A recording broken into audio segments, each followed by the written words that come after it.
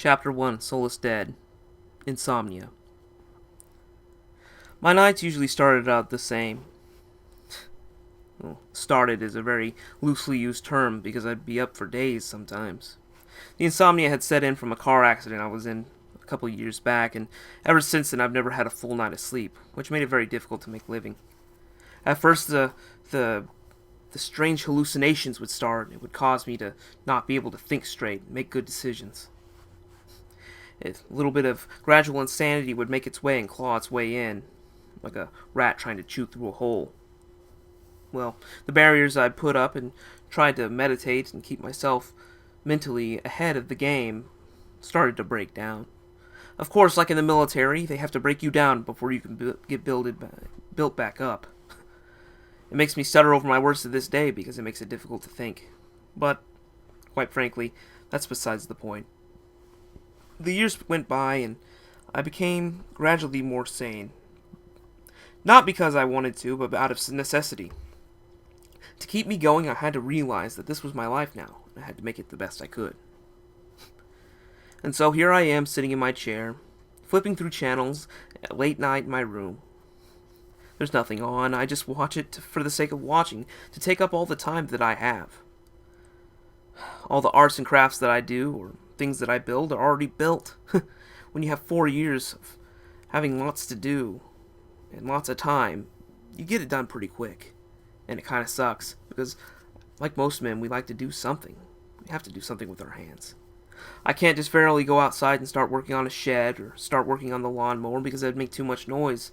And unfortunately, as most losers are, I live with my parents. 22-year-old man that lives in his parents' house. Nothing to shake a stick at. Well, one of my favorite things I could possibly do was sit in my chair with my window open, with a small street to the side. I loved listening to the rain as it hit our steel gutters. It was almost therapeutic. I'd even light a candle that I would get for Christmas from an aunt or something like that. It'd make it smell nice and less like a man. Everybody knows what I'm talking about. But it was definitely worth it. It seemed like that rain just fell. It did what it was supposed to do. It watered the plants. It made the room smell of wet asphalt, concrete, which some people would say would be off-putting, but I kind of liked it. It was refreshing. You could smell the mud. You could smell everything getting dampened. The air was heavy with a nice, cool, watery sensation. I was almost sure that you wouldn't even need to drink water. You would just get hydrated by the sheer taste of the air. You would hear a little bit of rumbles from some distant thunder. Nothing too loud, but it was definitely comforting. Occasionally you'd hear a car drive by. It's strange how a tire sounds slightly different when the asphalt and the concrete's wet. I don't know, the small things really got me. They kept me going. Occasionally I'd read a manga or watch an anime, which I really liked. I'd watch a TV series like House, or I'd go on Comedy Central late at night and watch what Daniel Tosh was going to make fun of next. Against my better judgment, I would watch these stupid things, and it would fuel my, loneliness. But if I'm being honest, it's the truth. That's the kind of existence I made for myself, and, I kind of had to sleep in my own bed that I already made. But it was also adorned with exhaustion, sleepiness, pain, soreness, and the threat of never going anywhere with my life. If it was a piece of art, it would definitely make Pablo Picasso roll over in his grave. Eventually I fell asleep and drifted off.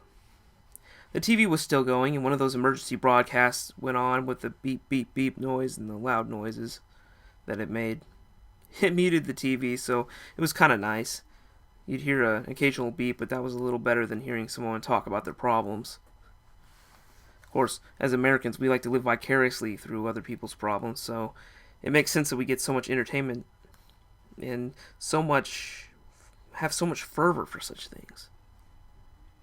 I found that very interesting, but I never really wanted to be a part of it. I was never a prom king or a drama queen, like John Mayer once said. I was just the kind of guy that just liked to hang out with people. But now that I'm out of high school and I'm not in college anymore, it made it very difficult to make friends. Finding work was even worse. This economy was terrible, and it didn't make anything better for me since I was a punk kid that didn't exactly have the most experience in the work world. Sure, I held jobs for very long times, but the less jobs I had, the less I seemed usable, despite the fact that I had them for long periods of time. But people are fickle and they make stupid decisions, and people don't think outside the box anymore. At least that's how I feel it. I try not to be cynical because I know I can turn into a huge douche overnight, and I wouldn't want that at all. It's really easy to be the fun-loving guy because everybody loves to hear jokes, and oftentimes life is too serious for people to all be serious. It just gets depressing. Although I do feel that the one thing that really screwed me over on that, being niched in that one funny guy world, is the fact that nobody can take you seriously. You could give the deepest pearls of wisdom, but no one's really going to take you seriously because you're the funny guy. You're not totally meant to do the funny and anything, really. They don't expect too much out of you. You're not the deep well of, mental prosperity that everybody can just drink from with a ladle. No, you're the fool that people can beat up and punch on and make fun of, but it's okay because you're the funny guy. I could see how that would be a pretty decent world, but I also like thinking. Believe it or not, some of the funniest people I've ever met were some of the smartest, and yet no one took them serious because they were funny. And I think it's interesting how that works, because making up jokes is one of the hardest things I've ever done. But that gets beside the point. I'm rambling now. Anyway, it was late at night, and I was in and out of my dreams. I learned how to do a lucid dream, but I kept hearing that beeping. It was so obnoxious. I woke up, and it was another emergency broadcast system. Of course, living in Kansas, you've got to have that, because with the tornadoes, it just comes second nature. It has to happen. Heck, we even had a air raid siren just outside our window to make sure that we knew that a tornado was coming, since we didn't have a basement and a nasty crawl space loaded with brown recluses and all sorts of nastiness. Wouldn't be surprised if we found a troll or two down there. Of course, then again, there's my mind going off into different directions and waning away from the true story. I turned off the TV and thought nothing of it. These days, like the past few days, we've just been getting on the news and we've been watching war escalating in China. Things have been going crazy. Russia is pissing off Ukraine again, and the European Union's asleep at the wheel as usual. Disease is branching out. South Korea is at the throat of North Korea, and North Korea, again, is pissing off the entire world. America's not doing much about it because our politicians have become so stupid. And the people here don't necessarily want freedom. They want to be told what to do. Of course, that's my own opinion. Again, I'm getting cynical. Diseases are sprouting up like swine flu and H1N1 and this new one on the TV, and whatever flavor it is, it's killing people. Usually elderly folks. God bless their souls. The way I look at it is, if I got that old and I lived in this kind of world, I'd definitely want to die pretty soon too. But that's not for me to say. I turned off the TV, and around 4 a.m. I got some rest. You see, it was weird living in my house. You would wake up, sort of, with your eyes still closed and your body relaxed, and it's kind of settling like an old house. Your bones are jarring and achy, so you don't want to get up. And you just listen to what's happening. In a large family like mine, you could hear the kids getting up at a certain hour, and they're up for maybe an hour or two, and then the door shuts a couple times, which means they're at school. Well, today was a little different. I could hear everybody getting up and doing their thing, but something peculiar happened. It's out of the norm. I know not sleeping makes it difficult to keep track of time, but it was a Thursday, and the kids hadn't left the house. They were still talking and wandering around the little pitter-patter of their tennis shoes, and their legs shuffling as quickly as they could get them to do, or making pitter-patters on the tile outside my door. Why? And I could hear my parents, with their long strides, moving. They seemed encumbered, like they were carrying a box or something. Yeah, when you don't sleep, you decipher a lot of weird things. You're probably going, wow, no life, and I'd agree. Well, I thought nothing of it and just kind of rolled back over in my bed. Maybe they had a school day or something like that, just an off day. Maybe it was Martin Luther King. I don't know. I don't pay attention to that stuff. But the hours went by, and my dad came in finally and told me to wake up, that we had to hurry.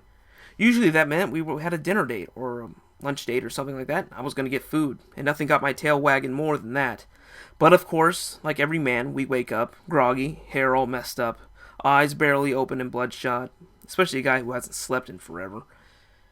I literally walk out of there like a zombie, legs shuffling, arms held out forward, try not to bump into things.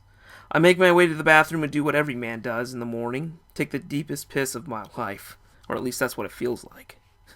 And after I've washed my hands and splashed my face with cold water, here comes reality, flooding back in, and your eyes are kind of sunk, and they're semi-open because crap, here we go again.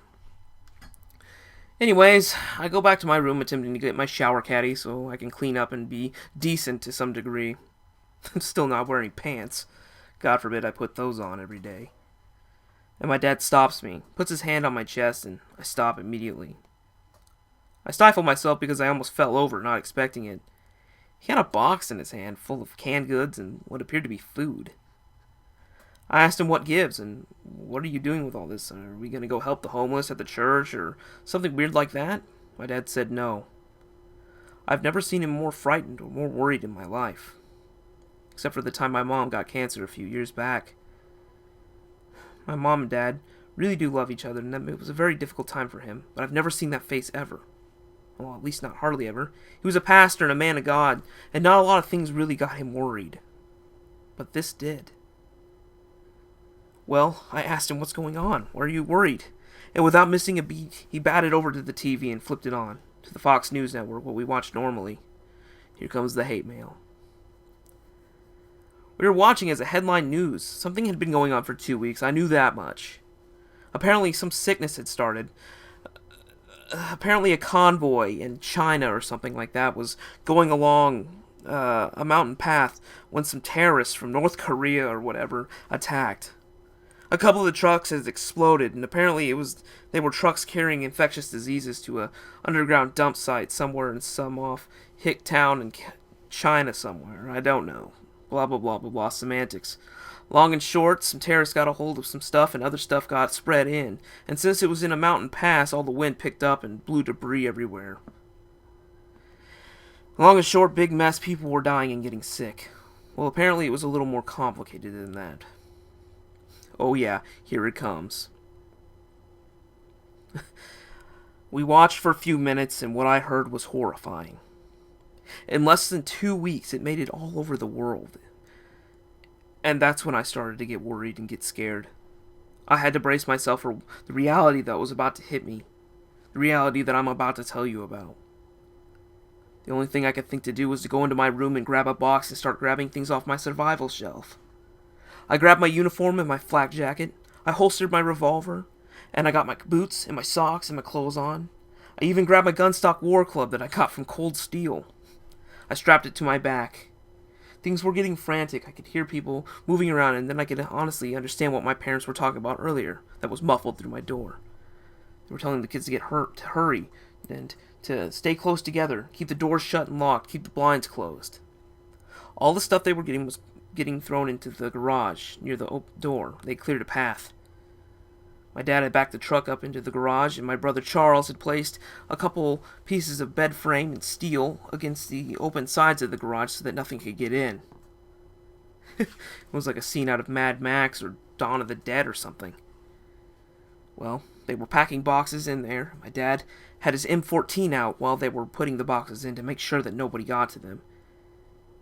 I thought to myself, good God. I was still totally in shock, and I couldn't believe it. We did foster care, and my dad had to keep his guns under lock at all times, and here he is, with a gun sitting out, and with all these things happening, it was causing me to fall over my words, and I just didn't know what to do. Here I am, a guy that got ready for survival, learned martial arts, did all these things to get prepared, and when it really came down to it, I was still frightened, still human, but hey, what can you do? And that's when it all started to happen. And that's why it's not okay to live oblivious, I thought.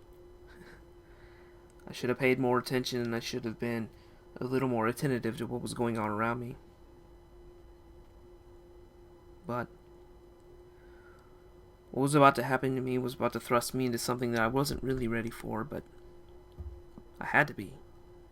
It is what it is in this kind of world.